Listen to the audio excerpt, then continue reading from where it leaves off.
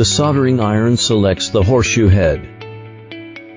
The tin fixes a corner and begins to weld.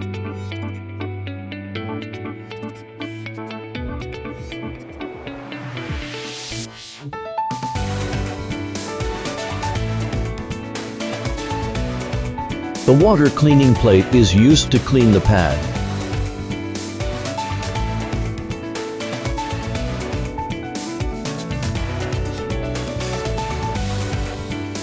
And a small amount of the basic tin paste is fixed in one corner.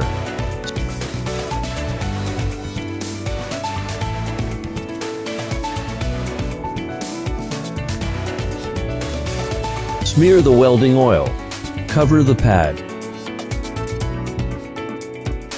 The tin. Remove the welding and clean the pad.